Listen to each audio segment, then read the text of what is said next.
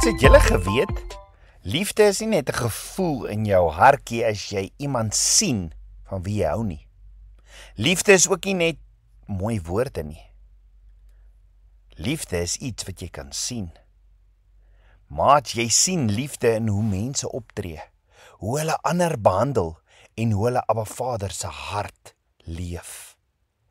In die Bybel gebruik dit dikwels die Hebreëse woordjie vir liefde gesed.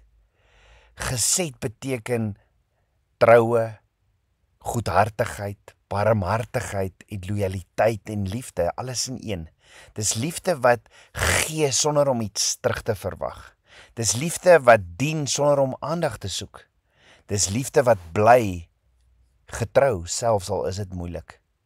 Maats, in Genesis 24 stuur Abraham Eliezer sy diensknegt om 'n vrou vir Isak te gaan vind. Eliezer kom by 'n put en hy bid vir 'n baie spesifieke teken dat die regte vrou sal vir hom kom sê, drink en ek sal ook vir jou kamele water gee. En toe Eliezer by die put kom, ontmoet hy Rebekka.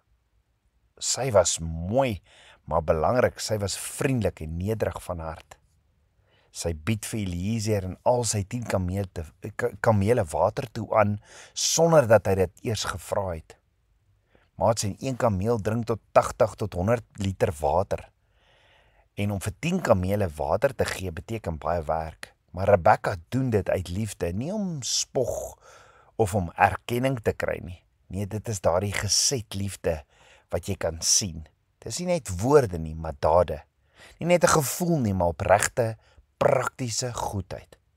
Maats, Abba Vader sien die klein dinge wat met 'n groot hart gedoen word. En in Galasiërs 5 vers 22 sê Abba Vader, die vrug van die Gees is liefde, blydskap, vrede, lankmoedigheid en al die vrugte. Maar die eerste vrug is liefde. En dit is die wortel waaruit al die ander vrugte groei. Wanneer Abba Vader se Gees in ons woon, word liefde sigbaar in ons optrede. Soos Rebekka, maak liefde ons bereid om meer te doen as wat nodig is. Om te gee sonder om te kla, om te dien sonder om erkenning te soek. So hoor gou maat wat staan in 1 Petrus 5 vers 14 in die Bybel. Daar staan, groet mekaar met 'n soen van Christelike liefde.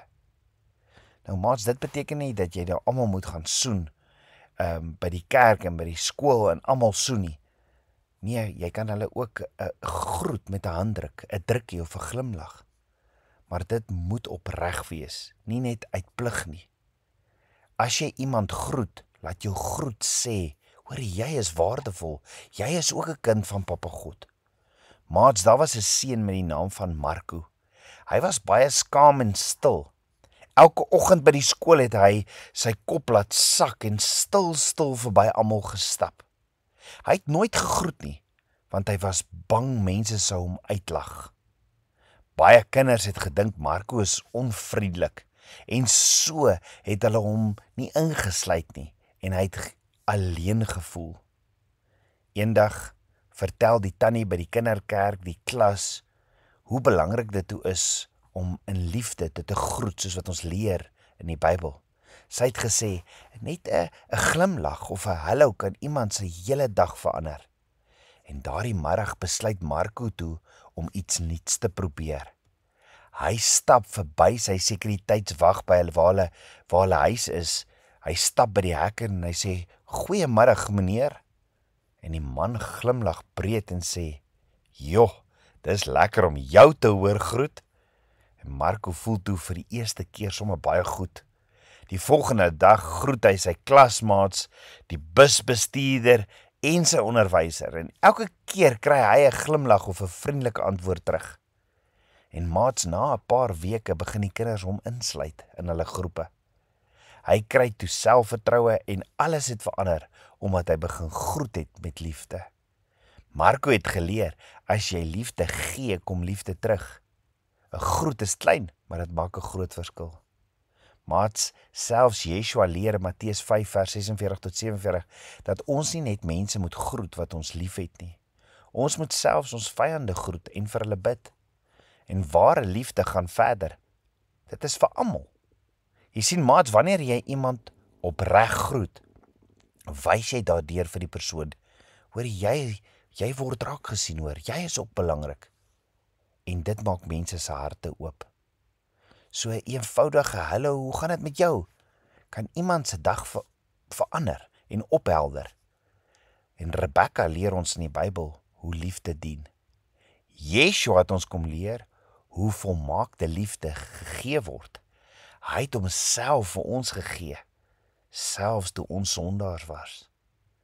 So hulle liefde is sigbaar, Rebekka by die put en Yeshua aan die kruis. As kinders van Abba Vader moet ons ook liefde leef, nie net praat nie. Maats, liefde is nie altyd maklik nie.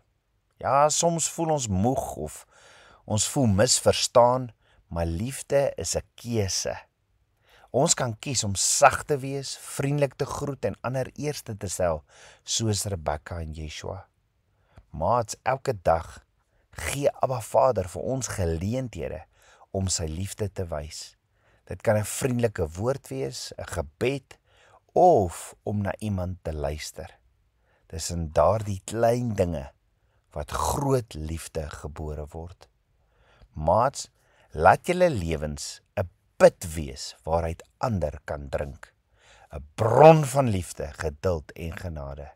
En dis hoe Abba Vader se liefde deur ons vloei. Kom ons bid saam. Ons almagtige Vader, Papa God, dankie vir u woord.